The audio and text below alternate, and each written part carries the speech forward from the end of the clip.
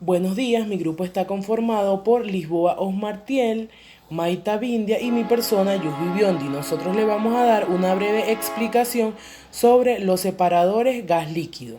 Vamos a comenzar con la definición del mismo, donde un separador gas líquido es una instalación de producción en la que se separan los fluidos provenientes del pozo en gas y líquido total. Un separador puede ser horizontal, vertical o esférico. El líquido, que sería el petróleo o la emulsión, sale por el fondo del recipiente a través de una válvula de control de nivel o de descarga. Y el gas sale por la parte superior del recipiente y pasa a través de un extractor de niebla para que sean retiradas las pequeñas partículas de líquido del gas. La segregación gravitacional es una fuerza muy importante durante la separación, lo que significa que el fluido más pesado se decanta en el fondo y el fluido más liviano se eleva hacia la superficie.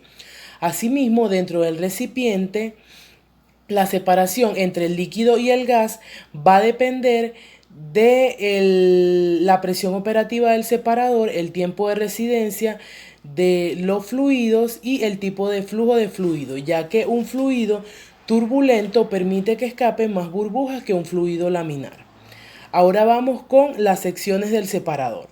Para efectuar una separación lo más completa posible, un separador generalmente consta de 4 secciones, pero esto puede variar dependiendo del tipo de separador.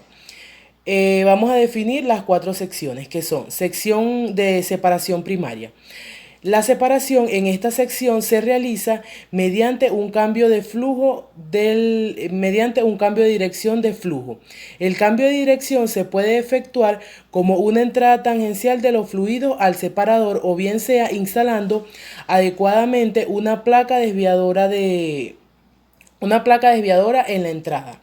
Con cualquiera de las dos formas se le induce una fuerza centrífuga con la que se separan del gas grandes cantidades de líquido.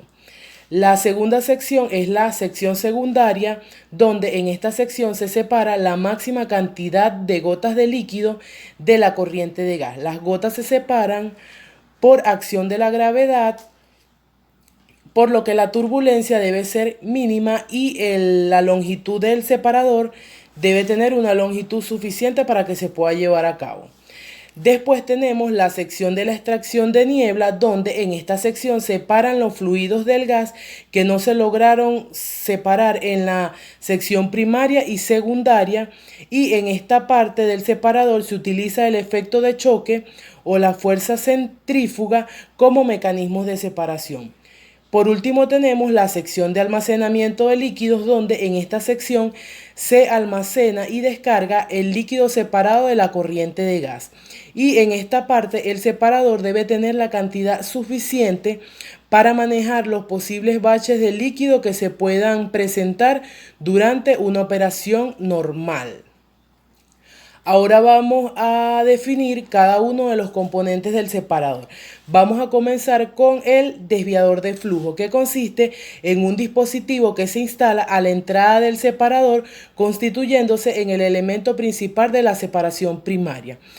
A su vez existen varios tipos de desviador de flujo, que pueden ser la platina desviadora, el desviador de tipo ciclón y las platinas espumantes. Otro componente del separador es el extractor de niebla, donde estos dispositivos se instalan en la descarga de gas del correspondiente separador y constituye un elemento principal en la sección de coalescencia.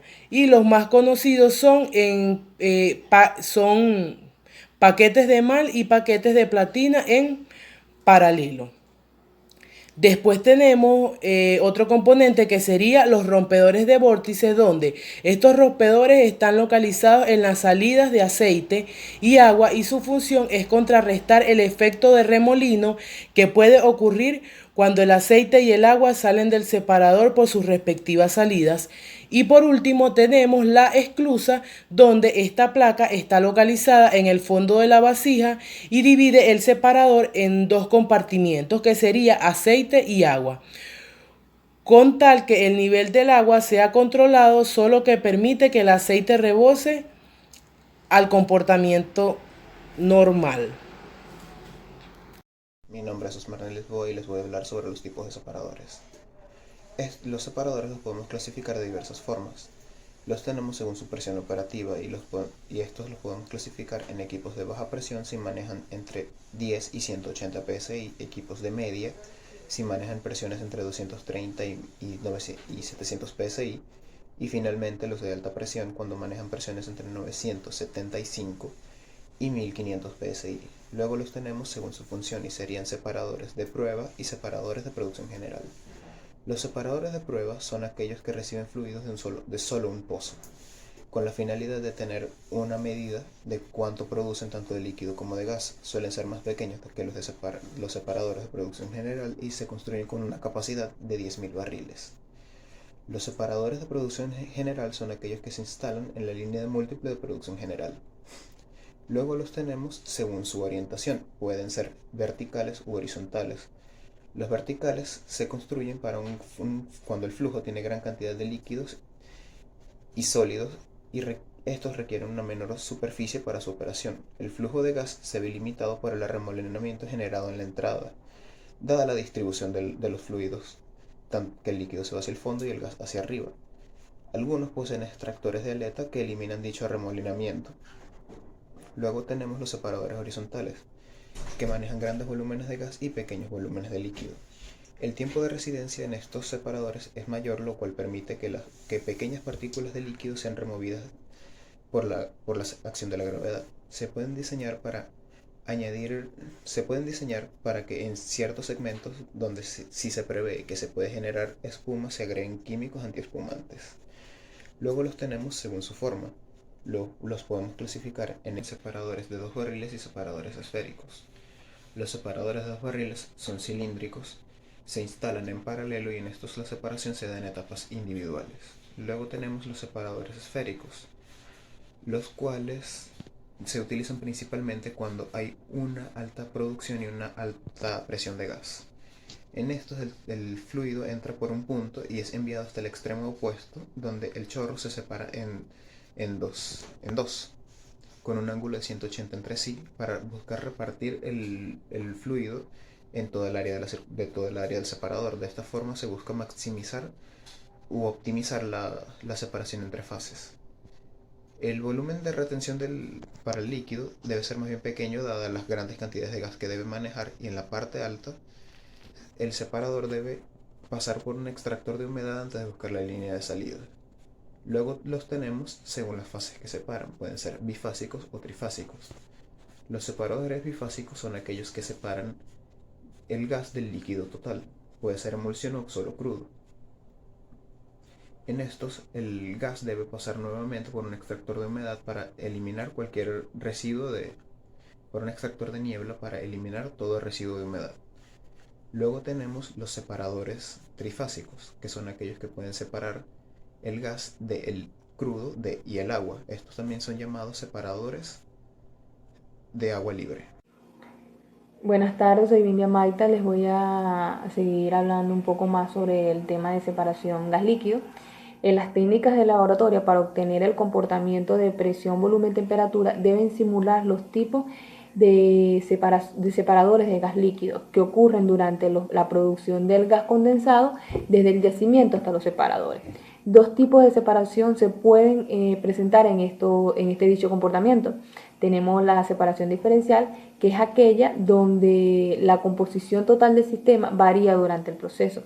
También tenemos la separación instantánea, que esta separación, todo el gas permanece en contacto con el líquido, lo que significa que la composición total del sistema permanece constante durante el agotamiento de presión. Tenemos que tener en cuenta que también existen dichos factores que puedan dañar estos separadores o que puedan dar una mala producción.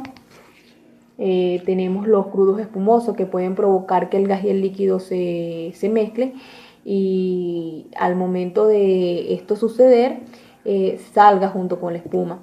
¿Y qué genera? Genera una gran pérdida económica y el nivel del líquido al momento de ser medido sea muy difícil.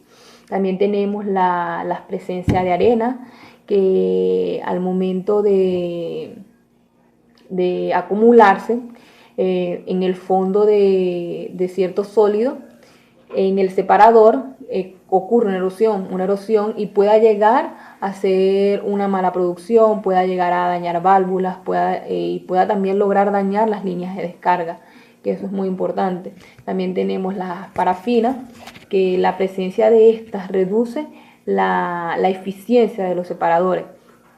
¿Qué hace esto? Esto provoca un bloqueo total. Es muy importante también tener el conocimiento que puedan revertir dicho factor. En este factor podemos tener el vapor solvente, que puedan controlar y que puedan revertir dicho factor y poder tener una mejor producción. Es muy importante también saber que la presencia de una corrosión puede también producir una falla en el separador.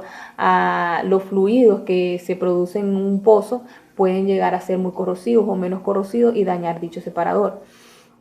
Por eso conocer el tipo de separador, el tipo de fluido es muy importante, es de mucha importancia en la empresa del petróleo y gas, por lo que tener el conocimiento de estas variables ayuda en el entendimiento de la persona, y al momento de presentarse cierto fenómeno que pueda suceder en el separador o en otro tipo de caso, nosotros tener el entendimiento y visualizar dicho fenómeno y poder solucionarlo a cualquier factor que se nos presente.